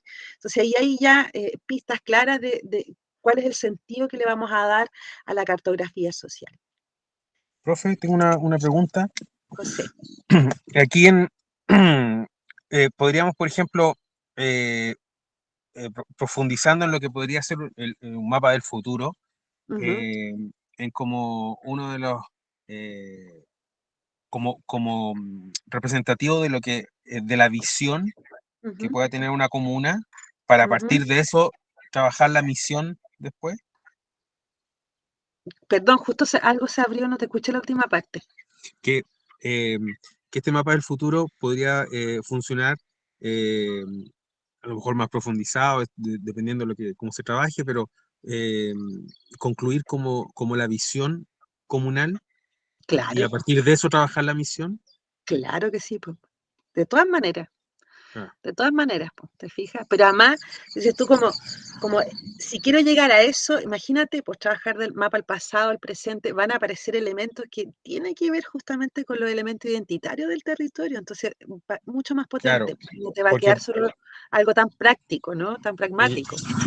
Porque, por ejemplo, en la jornada que yo hice, no lo trabajé en esta forma como mapa, como este tipo de cartografía, ¿ya? Sin embargo, sí, a través de dinámica fuimos viendo en el fondo lo mismo, lo mismo mapas y todo, y la pregunta final era, ¿cuál es la comuna que queremos? En el fondo lo mismo, así, porque era así como... y en eso de lo que queremos, también podíamos visualizar lo que también se quiere mantener, porque qué es lo que se destaca. Sí, es que, como te digo aquí, la técnica va a depender del público. O sea, si tú dices, usé otras técnicas, está bien, pero también podríamos, cuando ya entendemos la lógica que está atrás, por ejemplo, tú podrías trabajar hasta con teatro imagen, ¿no? Que los grupos construyan una imagen, ¿no? Entonces, va a depender. Entonces, a veces los mapas, cuando a veces vemos que las personas no van a participar así como, o no van a hablar de buenas a primeras, son la excusa perfecta porque como tienen que representar, acordarse aquí que generalmente, ¿cierto? A nosotros nos demoramos a veces en poner en palabras algunas cosas y cuando nos tenemos que conectar con elementos, ¿cierto? Emotivos asociados a nuestra historia, a la memoria, a la forma de habitar, tenemos que dar tiempo a eso. Por eso es importante a veces usar otras técnicas, ¿no? Entendiendo eso, que cuando a mí me dicen, bueno, ¿cómo era antes? Yo te puedo decir, mira, antes era aquí y acá, pero cuando lo que yo quiero es que las personas se conecten con esa experiencia, este ejercicio de rememorar, que es la memoria, necesito resguardar que hayan tiempos, ¿no? Y a veces tener que dibujar ahí, tener que recortar ahí, tener que ahí empezar a hacer mi casa, la ruta, etcétera. A veces la gente hace el árbol, porque eso es lo que, me acuerdo una vez en un colegio, un niñito hizo un árbol que estaba como casi en el límite del colegio y lo puso allí porque resulta que su papá había estudiado en el mismo colegio, su mamá en el mismo colegio, los abuelos, y ese árbol siempre había estado. Entonces hay que dar tiempo a veces para que esos elementos, ¿no? Que están llenos de significado y que dotan de sentido a las experiencias de las personas, ¿no? Surjan. Y ahí los mapas te pueden ayudar porque te pueden dar eso, te pueden ayudar a que ese tiempo se dé, digamos, ¿no? Porque además la memoria es frágil, a veces uno dice todo ese, aquí y alguien te viene a aportar y por eso es colectivo, y se va armando ese relato, esto que aparece como un relato individual rápidamente a colectivizarse cuando alguien dice, oye, pero es que aquí, mira, yo aquí en ese mismo lugar pasó tal cosa, no, es que aquí no sé cuánto aquí, entonces empieza ya a aparecer eso de lo colectivo y el individuo empieza a fundirse en eso, ¿no? Por eso es que ayuda mucho al tema de fortalecer lo comunitario, ¿sí? Y tú puedes combinar ahí como tú quieras las técnicas. Adelante. Es otra pregunta. Y en su experiencia, yo sé que no siempre es igual, pero en su experiencia, ¿qué es como más efectivo el llevar, por ejemplo, o ayudará a llevar elementos como prehechos, llevar casitas, llevar árboles, que las personas puedan ubicarlos en estos mapas, o es como mejor dejarlo abierto a lo que las mismas personas vayan incorporando en el mapa? Sí, mira, desde mi experiencia, depende con los grupos que estás trabajando. A veces con los niños como es bueno llevar algunas cosas, digamos, ¿no? Porque uno sabe que a los niños a veces les cuesta más estar tanto tiempo allí. Pero con las personas más grandes, mi experiencia me dice que a veces es bueno dejar libre, porque sobre todo cuando trabajas mapas del pasado, ahora las casas son todas iguales en los barrios, ¿no? Pero antes no. Entonces, ¿qué pasa? Que también allí tú le das espacio como ellos representan su lugar, representan, ¿te fijas? Y también hay una relación a veces ahí que se desarrolla mientras estoy dibujando mi casa. Me dice, oye, lo que te decía yo en Halcón Estación, está fea mi casa, ¿no? Entonces, como también eso de empezar, bueno, pero ¿por qué la veo fea? ¿O por qué está fea? Entonces, allí a veces, si está la posibilidad de tiempo, de mi experiencia es mejor tener los materiales, pero que las personas vayan construyendo, dar ese tiempo, ¿no? A veces puedes pedir fotos también, ¿no? Fotos que puedan haber allí del lugar, de la casa, lo que tú quieras allí que se representen en el mapa, ¿sí? Pero la idea justamente es como recoger sus imaginarios más que nosotros colocarles allí ya cuestiones tan demarcadas, porque van a aparecer cosas que nosotros a veces no conocemos de esos territorios, aun cuando estemos trabajando allí, aun cuando a veces vivimos ahí, porque son experiencias, ¿no? Eso puedo decirte desde mi tiempo con el uso de los distintos mapas. Bien, ya me queda una última, porque bueno, esto cierto, como se consideran estos tres como elementales para pensar una cartografía social, ¿ya? Y también después aparecen estos que son los temáticos, y aquí están todos estos, yo sé que ustedes también, algunos los han escuchado, y que siguen el mismo principio, pero aquí ya son temas específicos los que yo quiero trabajar. Y aquí están todo esto, pues imagínense que los más clásicos son los mapas administrativos, infraestructura, cuando yo quiero eso, quiero conocer o quiero que se identifique, ¿no? Y aquí, ¿cierto? A veces también vemos cuánto las personas conocen su territorio en esa lógica, ¿no? De la infraestructura que hay, de cómo está administrado, etcétera, ¿no? Aparecen los mapas ecológicos, el de red de relaciones, que es justamente eso, ver, ¿no? Cómo se relacionan, y aquí podemos pensar en sujetos, en organizaciones, en instituciones, etcétera, ¿no? En los mapas de relaciones, o también aquí, que José Ignacio lo dijo al principio cuando estaba contando su experiencia del plan comunal, dijo, nosotros juntamos, ¿cierto?, a las juntas de vecinos, a estudiantes, y cuando empezó a decir todos a los actores que convocó para eso, ¿no? Eso podría haber estado claramente representado en un mapa de actores, ¿no? O sea, cuando pensamos en el territorio, en este caso, ¿cierto?, el Valle del Elqui, bueno, ¿cuáles son los actores que están presentes en los territorios? Y uno hace mapas con eso.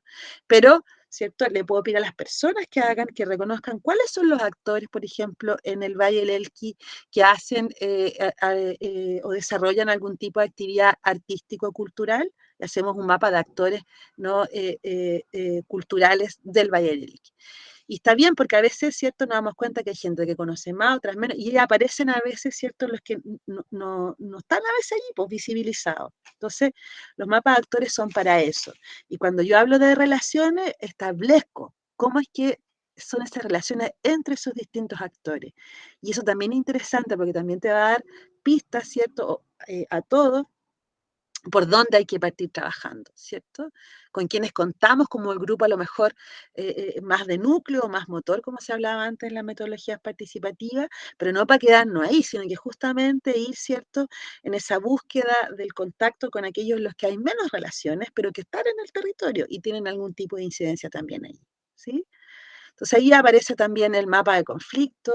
Yo puse acá gestión cultural porque ustedes perfectamente podrían hacer un mapa de cómo se desarrolla la gestión cultural en los territorios en los que ustedes están trabajando. Y esto les permitiría tener esa panorámica.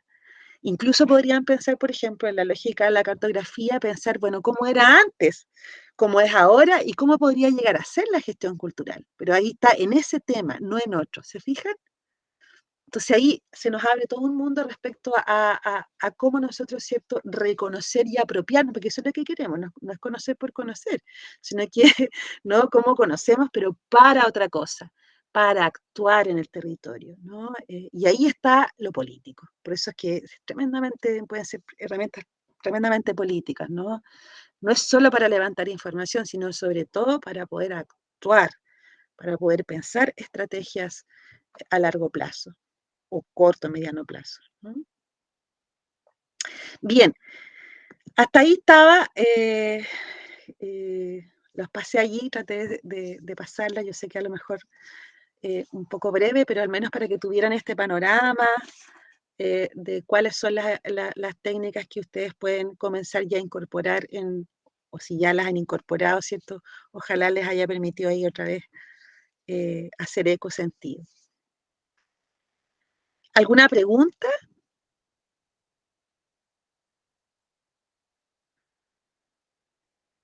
¿Comentario que quieran hacer? No se vayan a tomar 11 todavía sin mí, por favor. Una pregunta. Entonces, ¿la evaluación quedaría una o dos evaluaciones? Ya. ¿Me voy al tiro de la evaluación? ¿Sí? Sí. Antes de eso, no sé si tienen algún comentario, pregunta, antes de explicarles la evaluación. ¿No? Ninguna pregunta, dice Felipe. Miren, yo antes de irme al trabajo, nos queda todavía un par de minutos, les quería a ver si puedo compartir un videito cortito de un proyecto de residencia artística que se hizo un par del año y de los cuales me invitaron a ser asesora metodológica.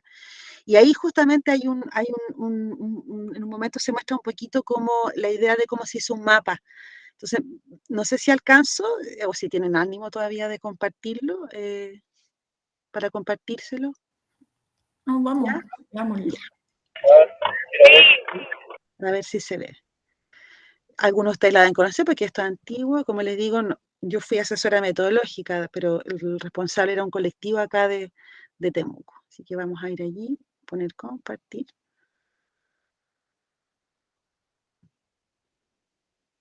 No, no es ese. Espérenme.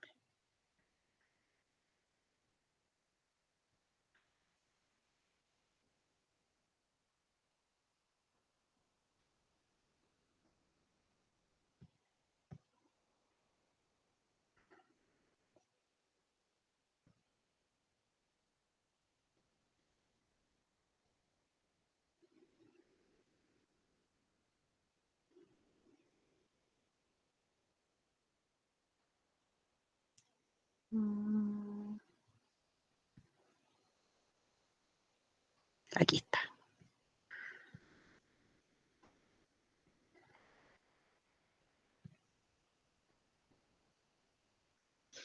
¿Se escucha? ¿Lo ven? Sí, Sí, sí. sí. Se ve.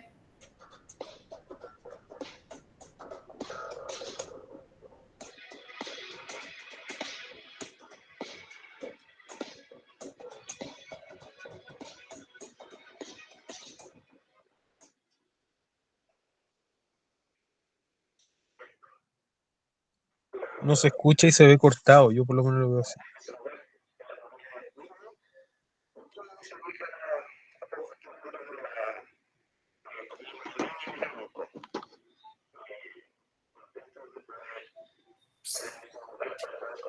No se escucha.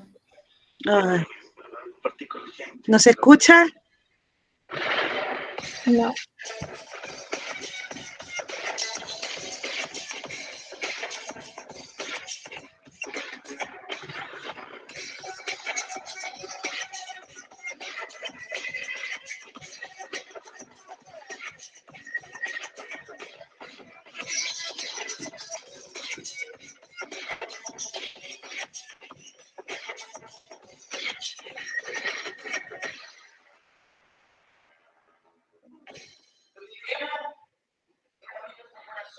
¿Se escucha o no? ¿Se escucha o no? No. Te escucha, pero Muy muy despacio. Muy Ya. entrecortado también. Bueno, pero se lo voy a subir mejor para no, porque si no, no Ya, tiene. muchas gracias. Profe, ¿el video ya está en la plataforma? Ah, maravilloso. Muchas gracias. Ahí está. Ahí para que puedan ver, hay un momento en que hicimos la cartografía y que después también se llevó una tela y ahí, por supuesto, hubo nuevamente el Keno, que es un diseñador teatral con el que he trabajado harto tiempo compartido, que es como el de los antiguos, trabajó con Andrés Pera en su momento. Él lo llevó una tela después y eso lo usaron, fíjense que la usan hasta el día de hoy. Bueno, ahora ya no, pero antes de la pandemia la usaban en la feria que hacían en el verano, en la feria como costumbrista, cultural un poco de la comunidad. Entonces, Angélica. Sí, no solamente comentar, acotar que yo conozco el sector y esta comunidad en específico, que fue muy grata encontrarme con este video el otro día. Lo vi y dije, oh, conozco a mucha gente de ahí. Mucha Igual gente. hemos estado oyendo de lo que trabajo. Hemos hecho algunos fortalecimiento organizacional ahí en la comunidad de Puquiñe y la familia Manquipillán, que es bien potente ahí en ese sector. Qué bueno. Mira, yo ahí fueron esta agrupación que trabajó, yo fui como 3 o 4 veces porque era la asesora metodológica y me encantó, me encantaría volver. Así que saludos por allá. Muy bien. Bueno, ahí va a estar en plataforma entonces, más que nada para que ustedes vayan imaginando posibilidades nuevamente de cómo comenzar a veces a trabajar en los territorios, ¿no? Eso. Bueno, ahora sí nos vamos a los últimos detalles para la presentación, ¿les parece? Del trabajo que tienen que hacer, que en realidad no los quiero, por sobre todo no quiero que además se sientan como muy agobiados a esta altura del año. No. Entonces lo que tienen que hacer para la próxima clase, que es en 2 semanas más, es que ya van a volver a tomar, ¿cierto?, sus proyectos que ya habían presentado en el módulo anterior, y lo que yo quiero ahora, en no más de 10 minutos, ven que es bien poquito, que ustedes miren sus proyectos, ustedes se junten ahí en el grupo, miren y ustedes vean, hagan un análisis crítico de si ese proyecto es participativo en términos de las metodologías participativas, lo que estuvimos revisando en todo este módulo, y hagan ese ejercicio allí, ¿sí? Y puedan comentarlo desde aquí ese día. Mira, nos damos cuenta acá, aquí estamos entendiendo la gestión cultural o el gestor cultural en este lugar, mira, aquí entendemos cómo el ciclo de lo participativo, qué técnicas participativas hay, que ustedes hagan ese análisis crítico, ¿sí? Porque ya sabemos que el proyecto tiene ese formato de proyecto, ¿ya? Pero ese es un formato, y otra cosa, es cierto, después cómo nosotros podemos aprovechar aún más eso que está allí. Entonces, eso es lo que quiero, que ustedes hagan ese análisis crítico y ese día podamos aquí, ustedes puedan compartir, puedan decir, mira, nos dimos cuenta de esto, si tuviéramos que ahora incorporarlo desde esta perspectiva de las metodologías más participativas y de la gestión cultural crítica, deberíamos considerar esto, mejoraríamos esto, en esa lógica, ¿ya? Entonces ese día lo van a presentar, va a haber otro grupo que yo en plataforma les voy a publicar. ¿Qué grupo va a evaluar al otro grupo? Igual hay una pautita, una rúbrica allí que puede que ya esté incluso ya en plataforma, para que el grupo que tenga que evaluar al otro la tenga a mano y va a evaluarlo, ¿ya? Pero evaluarlo con la lógica, ¿cierto?, de enriquecer, porque a veces uno, ¿cierto?, dice, pucha, no vi esto, ¿no? Y la idea es allí de ayudarse entre todas y todos. Entonces, el grupo va a evaluar a este y después le va a hacer llegar ese comentario, ¿no? De qué le parece esa iniciativa, ¿sí? Y este grupo pues va a evaluar a otro, etcétera. ¿Ya? A eso le llamamos heteroevaluación. Eso ustedes van a ver ahí como heteroevaluación es eso, que un grupo va a hablar al otro en función de ese análisis crítico que está haciendo de su propio proyecto. Y luego de eso, una semana después, me van a mandar un informe, ¿no?, donde van a plasmar ese análisis crítico, ¿cierto?, incorporando algunos elementos ahora que puedan potenciar su trabajo, algunas técnicas que las que acabamos de ver acá, de cómo su metodología queda mucho más rica, ¿no?, en ese sentido. ¿Sí? Traté de explicarlo como... Valeria. Una duda, por ejemplo, si ya nosotros hicimos el proyecto con cronograma, con semanas de desarrollo de proyecto, lo hicimos bien como armado, no importa que ahora nos salgamos de ese esquema, porque por ejemplo, si yo quisiera hacer los mapas, eso ya son 2 semanas, por ejemplo, extra de trabajo. Y Sí. Ya. Sí, como te digo, la idea es que ese es el proyecto base que ustedes postularon y que está con eso, pero ahora aquí lo que yo quiero es que vayan un paso más allá, entendiendo que uno a veces usa eso, ¿no? Entonces ahora como ustedes enriquecen ese proceso, no tienen para qué presentarme cronograma a mí lo que me interesa es la metodología, si ustedes el cronograma les ayuda a graficarlo mejor, bien, ya, pero a mí la metodología me interesa que ustedes allí la profundicen, la vuelvan a plantear.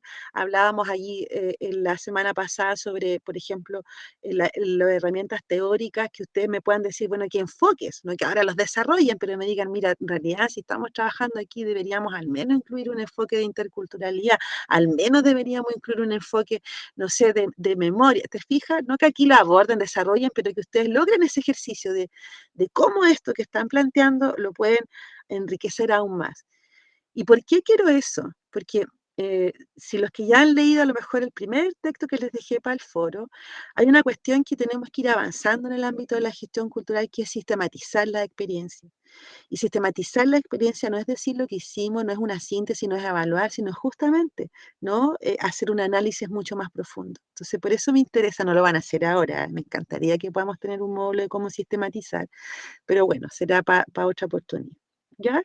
Entonces, en esa lógica es lo que quiero que hagamos esta última parte de lo que es la evaluación, ¿ya?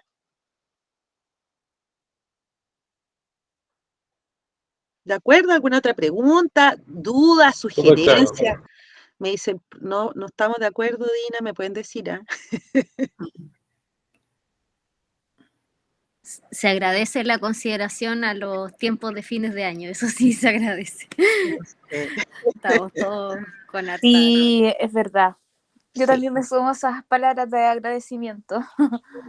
Sí, miren, yo entiendo y soy bien honesta acá, si ustedes están acá es porque a ustedes les interesa. Yo sé que a veces uno no tiene todas las posibilidades porque hay que trabajar en una serie de cosas, pero están acá es porque les interesa y quiero que cerremos este módulo, la verdad, como ese espacio de encuentro, de intercambiar, de poder nutrirnos, de poder pensar nuestros proyectos, nuestras iniciativas, nuestra visión de la gestión cultural más allá. Eso es lo que me gustaría que termináramos como llevándola a otro nivel que nos dé sentido, po, nos resuene, po. Entonces, para eso, en la próxima clase que tengamos que presentar los proyectos, hagamos ese ejercicio, tensionémonos entre nosotros, discutamos entre nosotros, ¿no? Más allá de la evaluación que van a ser siempre favorables, digamos, ¿no? Pero lo que me interesa es eso, ya de dialogar, conversar, atreverse, plantear.